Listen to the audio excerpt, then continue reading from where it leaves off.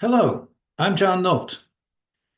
I would like to begin by thanking the Schweitzer Institute and its director, Benedict Radigan, as well as James Carlton Paget and the other members of the Schweitzer Institute for support and guidance during my stay at Cambridge during the 2024 Michaelmas term. My work there was to complete the second chapter of a book tentatively entitled The Welfare of Life on Earth. The book's purpose was to explore the conceptions of welfare of all life on Earth. We already have, of course, detailed theories of animal welfare, but the concept of welfare is almost never applied beyond the animal kingdom. For non-animal life forms, we seldom think of individuals at all. Instead, we appeal to more abstract and collective properties, such as biodiversity or ecosystem integrity. These concepts are both useful and legitimate, but in the spirit of Albert Schweitzer, I want to consider the welfare not merely of individual animals, but also of individual plants, fungi, even microorganisms. Chapter 2, on which the talk is based, is called Centrisms. The term is a neologism that designates pervasive but false impressions of our centrality to various aspects of the world. The chapter critiques three common centrisms in order to set the stage for a more objective, non-anthropocentric viewpoint. The first of these are spatial centrisms. Spatial centrisms portray us as centrally located in space. The most fundamental of these is the visual illusion that we all share standing outdoors as being central to the encircling horizon and directly beneath the zenith, the apex of the sky. Historically, when humans began to mythologize or theorize about our place in the universe, centrisms took a succession of forms. The first was geocentrism, the idea that our location on this land, or perhaps on this planet, is central to the cosmos. Then heliocentrism. This was the idea introduced by Copernicus, although there were some ancient Greeks who had thought of the idea earlier. The notion that the sun is central to the universe and the earth, which circles around it, is almost central. And finally, galactocentrism, the idea that we are located near the center of the Milky Way galaxy, which perhaps also is near the center of the universe. All these ideas are wrong, yet the most recent, galactocentrism, persisted among astronomers throughout the 19th century and was ultimately refuted by the astronomer Edwin Hubble only in the 1920s. The second sort of centrism that I want to mention briefly here at the outset are temporal centrisms, impressions that only in the present moment does anything actually exist. The past is gone, the future yet to come. Hence, all existence is confined to this moment, the now. But that too is a mistake. On cosmic scales, it is refuted by general relativity, which implies that time is dilated, that is, slowed, for those moving relative to us, and also for those in stronger gravitational fields. It follows that there is no way to coordinate times throughout the universe, and hence no way to make sense of the idea of a universal present. What I will focus on here, however, are teleological centrisms. The teleology of something is the totality of its purposes. Thus, teleological centrisms are impressions of human centrality in some comprehensive, perhaps even universal context of purpose.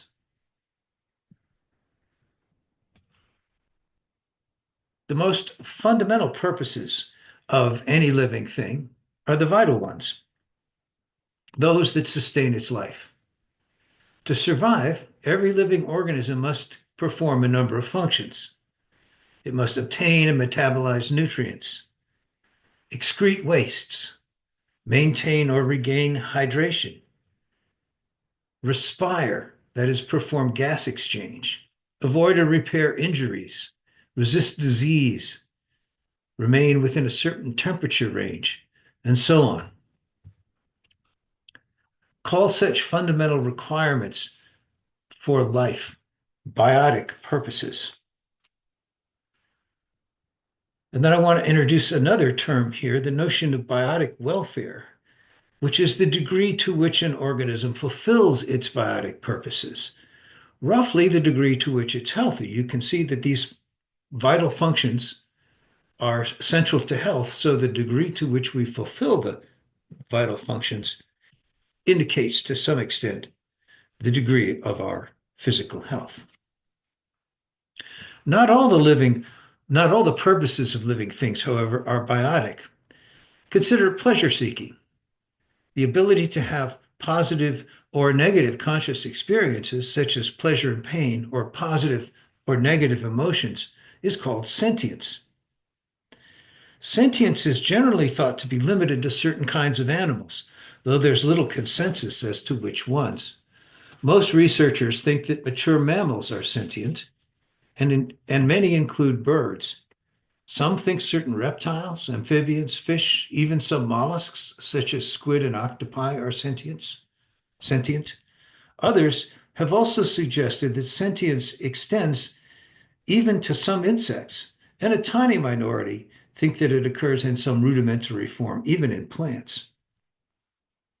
Whatever the extent of sentience, though, and I'm not going to try to adjudicate that here, in sentient life forms well adapted to their environments, pleasure tends to reinforce beneficial behavior. Thus, for example, eating nutritious foods, staying hydrated, mating, escaping from enemies, and at least sometimes caring for young are pleasurable activities. Let's call the totality of an organism's own purposes, whether vital or not, its intrinsic teleology. An organism's intrinsic teleology must be distinguished from purposes that other living things, including humans, impose upon it. For these others, it might be, for example, potential prey, an enemy, a companion, a host, an information source, even a habitat. Call these imposed purposes its extrinsic teleologies. People often disregard the intrinsic teleologies of other life forms and attribute extrinsic teleologies to them instead. Beef cattle growers in the US, for example, sometimes say a high corn diet is good for cattle. Thus, they implicitly assume that the purpose of the cattle is to produce large quantities of beef quickly, and what contributes to fulfilling this purpose is good for them. But producing large quantities of beef is, of course, a purpose extrinsic to the cattle. For their intrinsic purposes, their health and well-being, a high corn diet is far from ideal.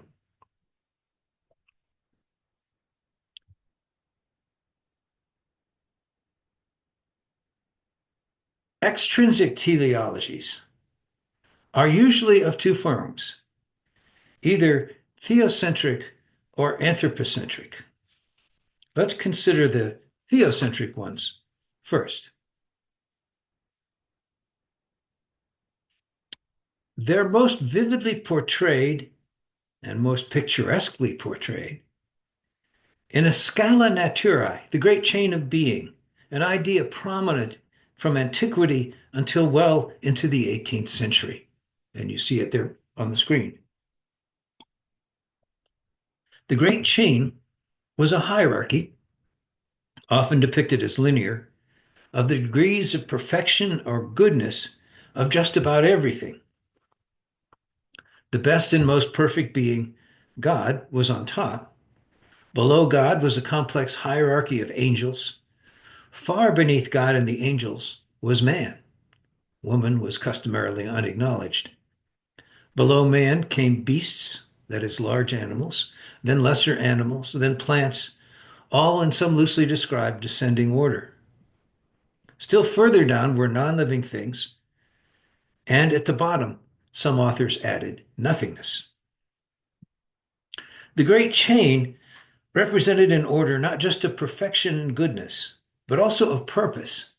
It was a universal teleology. The purposes of beings lower in the chain were generally to serve beings higher up. Non-living things such as water, air, soils, or minerals served various needs of plants, animals, and humans. Plants provided food and often shelter for animals and also wood, fuel, and building materials for humans. Animals served as food for humans and other animals and served humans in many other ways as well. Humans were to serve God and other humans, those above themselves. Thus, the purposes of living things were generally directed upward, ultimately culminating in God, the apex and aim of earthly purpose. The first chapter of Genesis, the first book of the Old Testament, ascribes such theocentric purposes to animals and plants. Here, God instructs man regarding some of the lower links of the great chain. Rule over the fish in the sea and the birds in the sky, and over every living creature that moves on the ground. I give you every seed-bearing plant on the face of the whole earth, and every living tree that has fruit with seed in it. They will be yours for food. And to all the beasts of the earth, and all the birds in the sky, and all the creatures that move along the ground, everything that has the breath of life in it, I give every green plant for food. Plants, in other words, serve the purposes of God by being food for both humans and animals and plants serve God's purposes by being food for humans, a teleology clearly extrinsic to the plants and animals, if not the humans. Such theocentric teleologies have had an immense and pervasive influence. They predated even the Old Testament and remain popular, with many variations, of course, even today. The Renaissance, however, brought increased emphasis on the teleological centrality of man. The natural philosopher Francis Bacon put it this way. There he is. Man, if we look to final causes, that is teleology, may be regarded as the center of the world, insomuch that if man were taken away from the world, the rest would seem to be all astray, without aim or purpose, and leading to nothing. For the whole world works together in the service of man, and there is nothing from which he does not derive use and fruit. Insomuch that all things seem to be going about man's business and not their own. Bacon, who was well off, apparently had less commerce than did many in his day with bedbugs, thistles, and rats. The point, however, is that Bacon's understanding of teleology is wholly anthropocentric, at least in the earthly realm. He utterly disregards the intrinsic teleologies of non-human life forms. As the triumphs of science, secular power, and lucrative commerce lessened the relative sway of the upper levels of the great chain, conceptions of the purposes of the lower levels became increasingly anthropocentric. European colonizers ranged across the globe, appropriating lands, animals, plants, and minerals, which they prized as natural resources. The purpose of a resource is, by definition, to be available to humans for their present or future use, or enjoyment. Enter Charles Darwin. Darwin, it has often been said, was concerned not at all with purpose, but only with origins. Michael Giselin, a prominent 20th century philosopher of biology, wrote in his foreword to Darwin's book on orchids that the great naturalist succeeded in, quote, getting rid of teleology and replacing it with a new way of thinking about adaptation. This is just wrong. Darwin's work, including his book on orchids, is replete with accounts of the purposes of various structures and behaviors of plants and animals, accounts, in other words, of how the intrinsic teleologies of life forms are shaped by natural selection. What Darwin did get rid of were the extrinsic teleologies. His theory of evolution cast doubt upon theocentric teleologies by explaining how life could evolve without divine intervention. And it undermined anthropocentric teleologies by showing that the purposes of non-human life forms could not be centered upon us, since most of them predated us by eons. Darwin also dispensed with teleology in the creation and development of living things by showing that evolution is largely a matter of chance. Differences in environment, in sexual pairings, or in random mutations can divert it into different courses, yielding over time different life forms. Thus, evolution has no predetermined goal. It does not plan or look ahead. Its products are merely the sum of countless chancy but successful innovations that get passed down to progeny. Darwin understood, in other words, that the process of evolution is not itself teleological, even though the organisms it produces have rich intrinsic teleologies. Any general biology book contains detailed descriptions of these teleologies, that is, of the purposes, structures, organs, purposes of the structures, organs, appendages, behaviors, and so on, of living things. Eyes are for translating incoming light into information about the external world. Wings for flight, mouths for eating, leaves for photosynthesis, mitochondria for supplying energy to eukaryotic cells, and so on. Moreover, the structures and behaviors of organisms seldom have just one purpose. Each item in the foregoing list, for example, has several. Still, some philosophers and biologists are reluctant to describe the traits or behaviors of life forms as purposeful. For them, purpose connotes intent, perhaps even conscious intent, which most organisms presumably lack. Consider, for example, the housefly's evasion of attempts to swat it. These skeptics might say that this behavior isn't purposeful because the fly is too simple an organism to intend anything. It just reacts automatically to rapid motion nearby. Maybe so, but do we really understand intent, or more generally, consciousness, well enough to know that flies lack it? Where's the proof? But let that pass. Let's grant for now that flies do lack intent. Still, their quick maneuvers can be both automatic, hence without intent, and purposeful. Natural selection explains how. Ancestral flies that tended to react to quick motion by buzzing away were the most likely to survive and reproduce. So, over time, genes that contributed to this behavior prevailed, and the flies became more and more effective at escape. None of this requires flies to intend anything.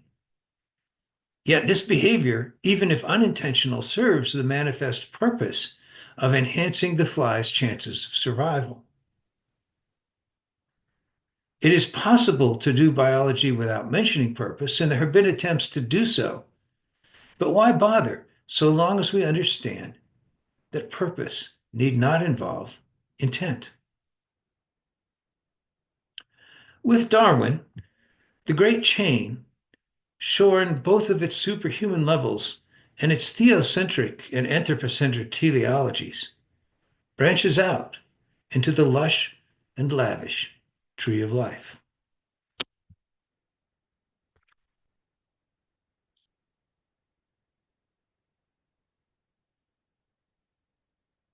Darwin was not the first to suggest the tree metaphor, but he was among the first to interpret it not just as a hierarchy or classification scheme, but as a genealogy.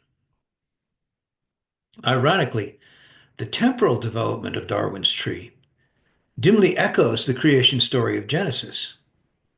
First land and water, then plants, animals, and humans.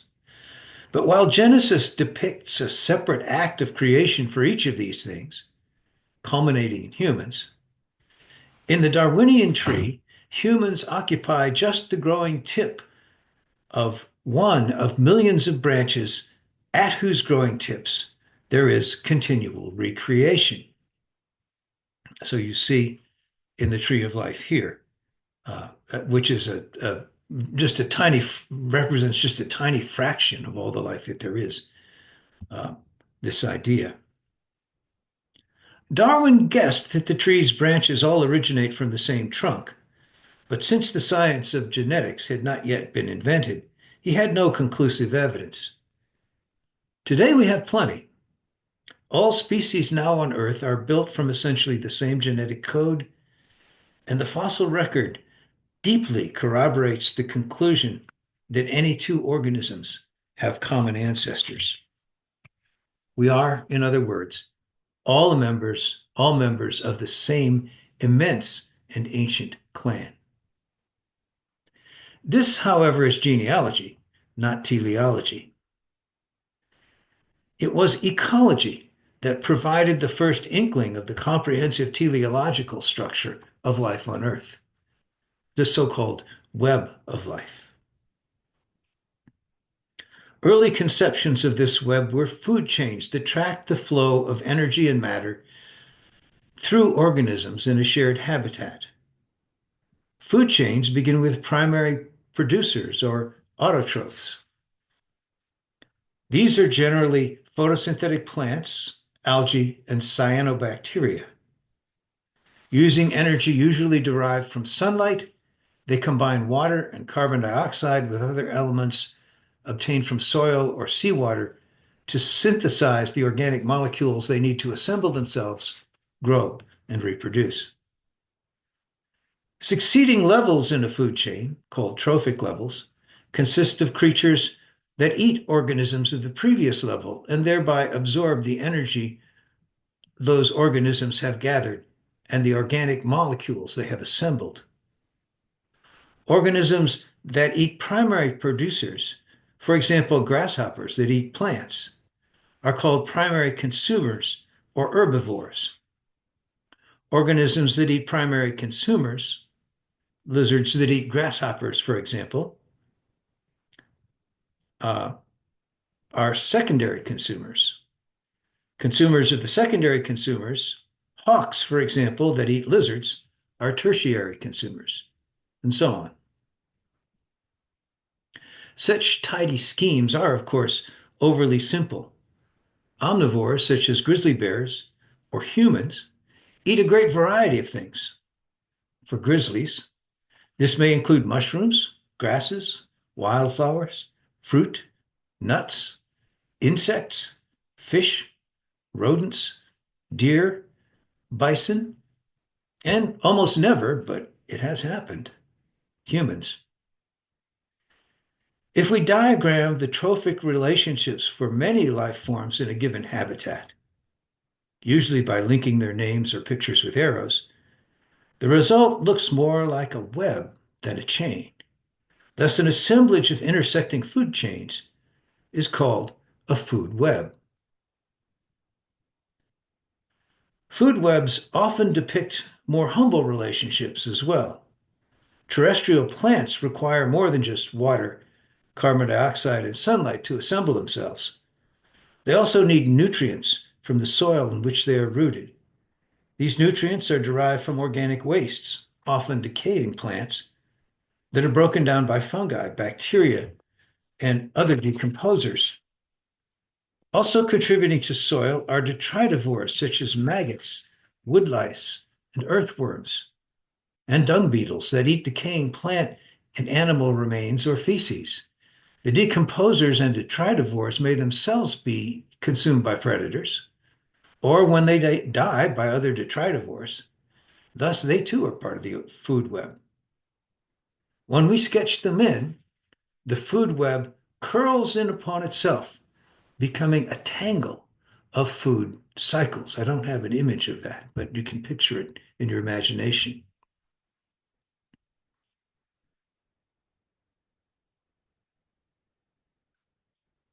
Yet the web of life, thus understood, is still far from complete. There is, after all, more to life than eating and being eaten. Food webs are only one component. Mutualisms are another. Many birds and mammals, for example, have mutualistic relations with fruit-producing plants.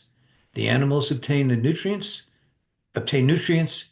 and although the seed-producing plants do not themselves benefit, the new plants that sprout from their seeds do. Neither plants nor animals are eaten in this mutual exchange.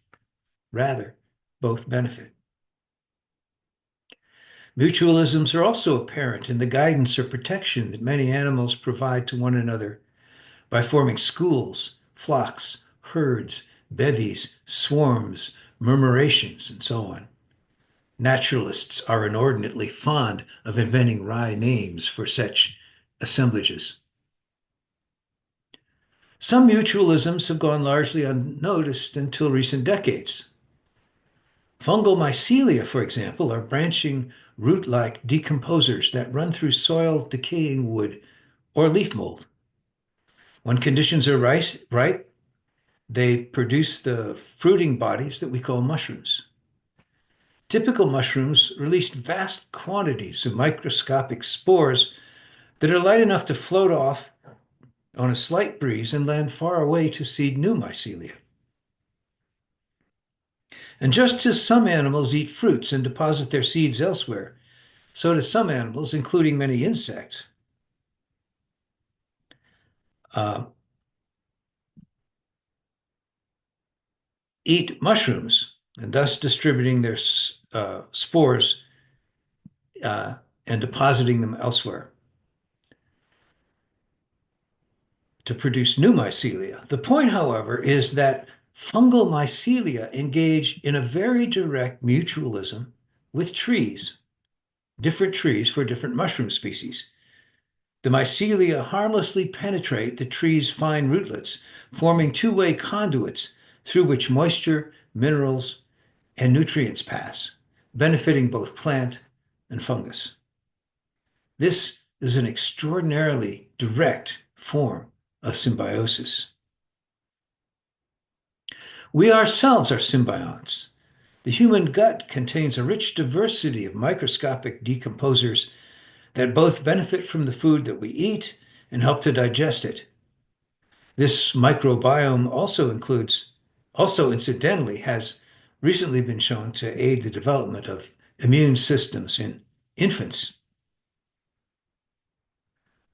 The web of life is thus woven not just from threads of eating and being eaten, but also from threads of mutual aid. To represent those mutualisms, we can add some double-headed arrows to the trio, to the web of life, um, perhaps in a new color. And again, I don't have an illustration of that, but again, you can imagine it. Yet, even with the addition of mutualisms, the web is incomplete. Life's most distinctive and momentous function is reproduction. By itself, no organism can last long. Even if it evades predation, fatal injury, and deadly disease, its DNA is continually degraded by replication breakage, and repair, and the repair needed to replace worn out cells. This causes the organism to age and eventually to die.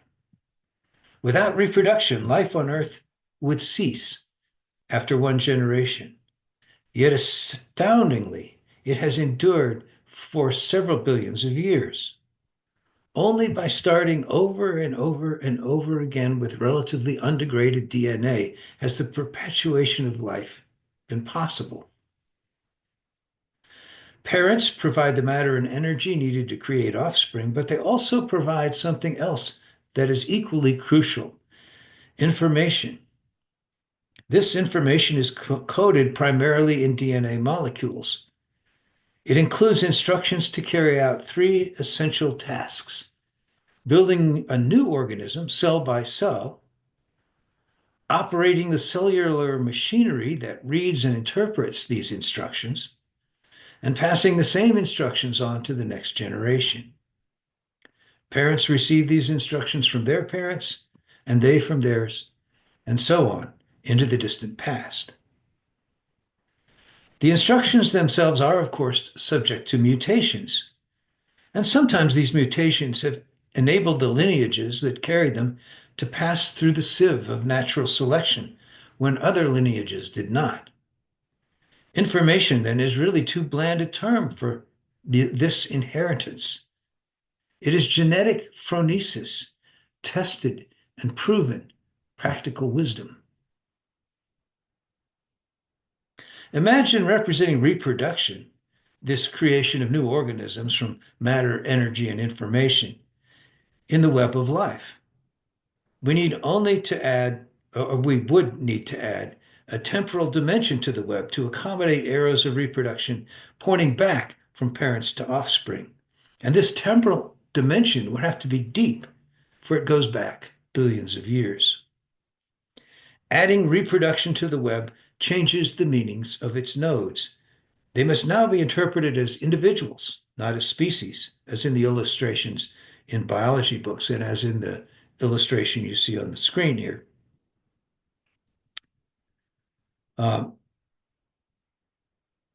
Drawing in more than a minuscule fraction of these arrows of reproduction is, of course, impossible, but we can nevertheless imagine its overall structure.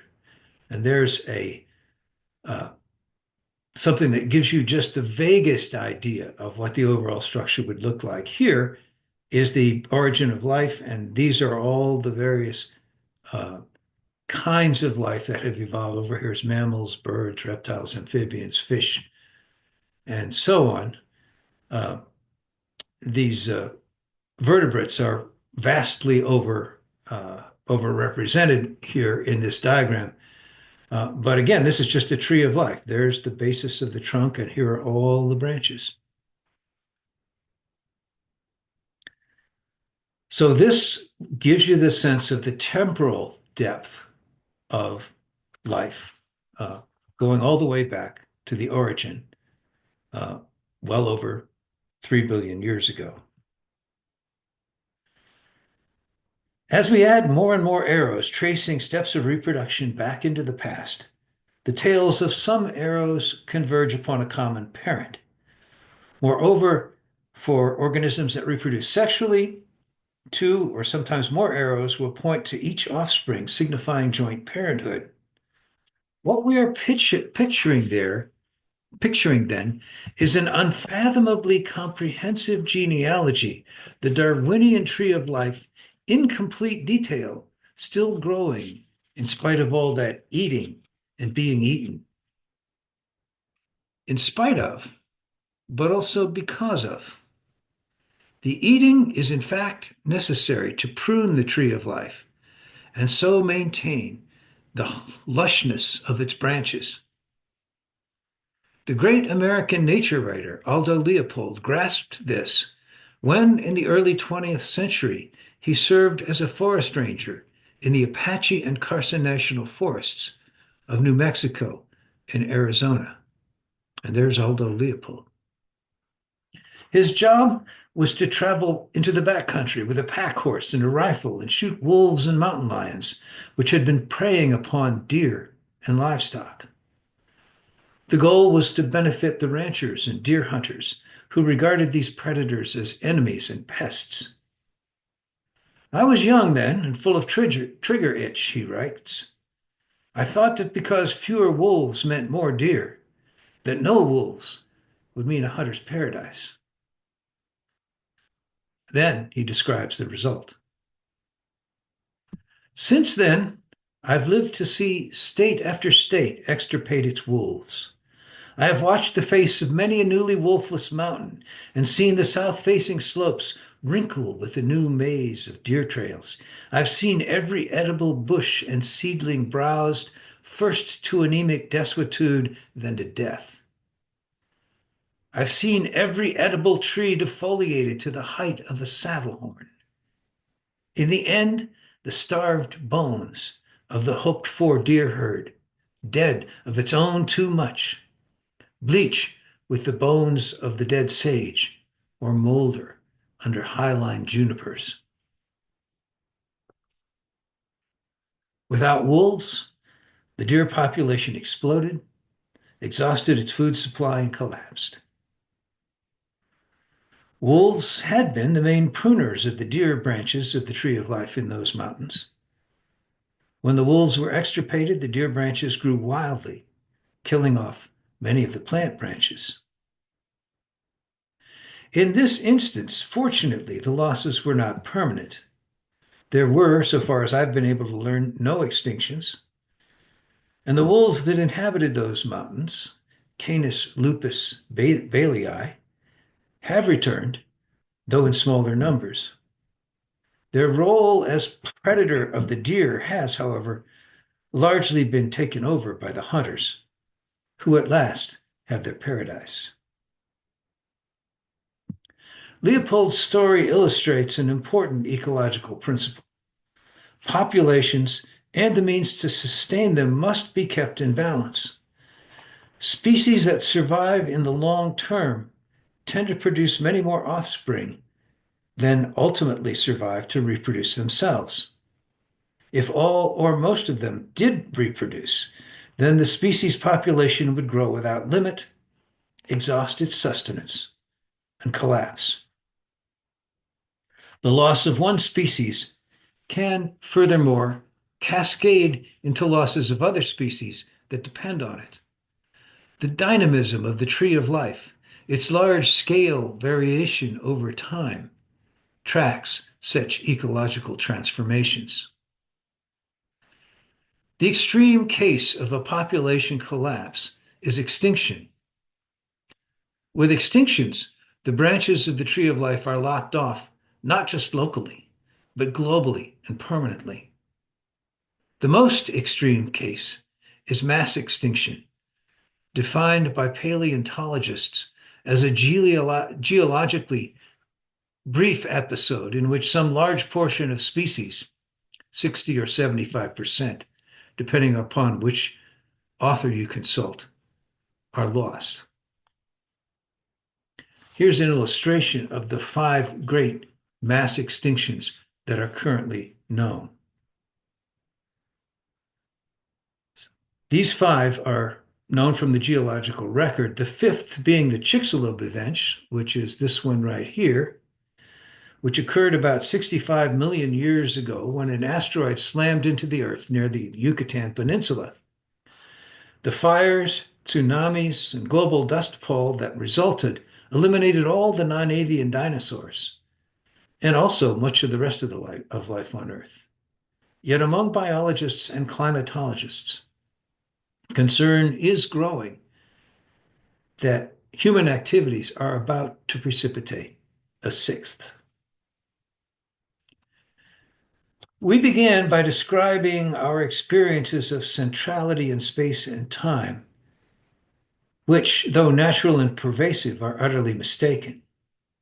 Objective space has no here or elsewhere, and objective time has no past, present, or future. These partitions are not inherent in space and time, but rather are relative to our point of view. Space and time are themselves both centerless. Our presumptions of teleological centrality are likewise pervasive and likewise generally mistaken. The theocentric and anthropocentric teleologies we have ascribed to other life forms are self-serving myths. Darwin undercut them by showing how the empirically discoverable intrinsic teleologies of organisms have been shaped independently of us by natural selection. The most basic intrinsic purposes of living things are neither to serve God nor to serve us, but to survive, reproduce, and, for those that are sentient, avoid pain and find some pleasure. Does the web of life, then, the comprehensive structure of life's intrinsic teleologies, have a center? What of that narrow place at the base of the web, billions of years ago, when the first spark of life appeared on the earth? There's another representation of the tree of life, and there's the first, uh, right there in the center, is the origin of life. So I might say, okay, well, that's maybe the center of it, but not really. Like the Big Bang, with which the universe began, life's origin is an initial boundary, a starting point, not actually a center, even though we diagram it that way sometimes, as in this drawing, and certainly not a teleological center. Purpose is future directed. Life's teleological impulse, like the expansion of the universe following the Big Bang, is thus directed away from, not toward, its origin. What then of the apex predators, the big hungry animals at the top of food chains, including ourselves? Aren't we teleological centers? In a sense, yes. We're local centers of consumption, but not the center of the food web, much less the center of the web of life. We and the carnivores are, moreover, local and temporary. After a relatively short time, we or they die or are killed, and then they become food for other predators or scavengers, and finally food for decomposers and detritivores, and so ultimately humus. And us, the most voracious consumers of all, like the deer herd that Aldo Leopold sought to expand into a hunter's paradise, we are over-consuming much that sustains not only us, but the rest of life on Earth. The deer in Leopold's tale ranged across some mountains, but we range across the planet, depleting the sources not only of food, but of water, clean air, and minerals, while simultaneously disrupting the global climate. We are highly successful, of course, in imposing our purposes upon many life forms. But to them, our purposes are extrinsic. Other life forms we ignore. Still others we push aside and destroy. Thus, we are rapidly rending the fabric of the teleological web of life wherever its purposes do not coincide with ours. We are then not the center of the web, but its great disruptor. The web of life, like space, time, and space-time, is now, and has always been, globally centerless.